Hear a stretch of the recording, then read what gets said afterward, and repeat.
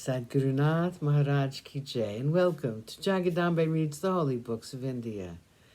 Ramayana 131.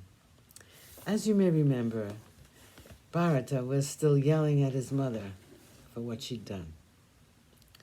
I'm certain there's a special hell waiting for you.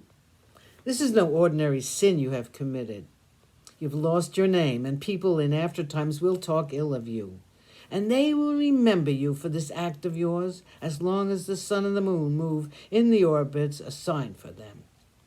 As for me, because I am unfortunate enough to be called your son, this stigma will always be attached to my name. I refuse to recognize you as my mother anymore. Those other hapless mothers of mine, Kushalya and Sumitra, are suffering untold misery.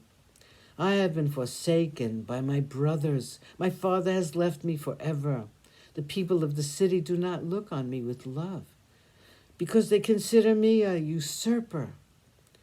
What avarice is this which has blinded you to the noble qualities of Rama, who is like my very life to me?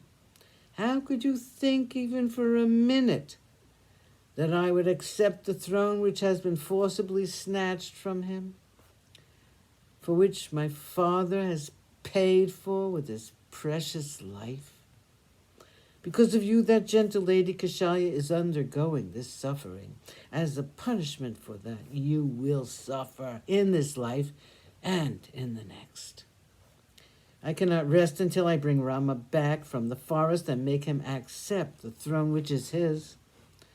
This is the only way in which I can bring a semblance of peace to this bruised heart of my mother Kushalya.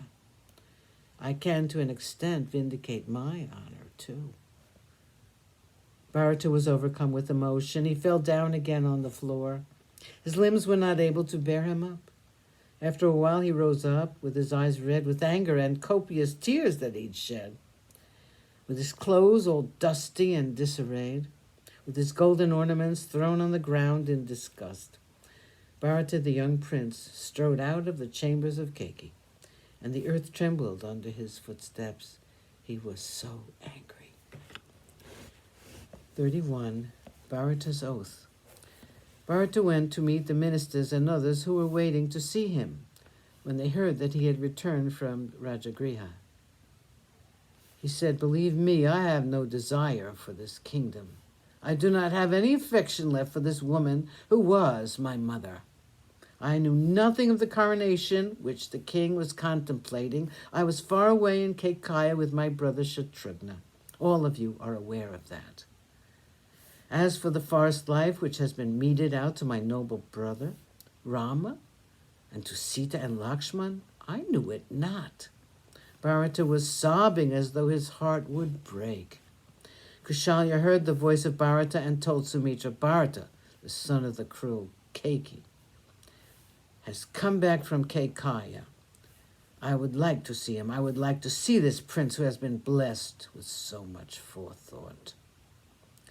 Sorrow had made Kushalya bitter, and her words had a sharpness which they did not have before.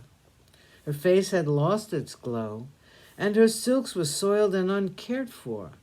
Her form trembled often, and her steps were faltering. She had grown old overnight, when she lost her lord and her son.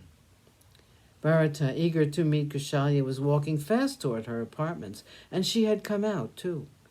They met halfway. Bharata embraced the thin, emaciated figure of Kushalya. The queen looked at Bharata, and she spoke words which were extremely wounding. She said, "How easily has the kingdom been won for you by your mother Keiki. Child, you have now no obstacles in your path, and you can ascend the throne immediately. Fortunate are you to have such a capable woman for a mother.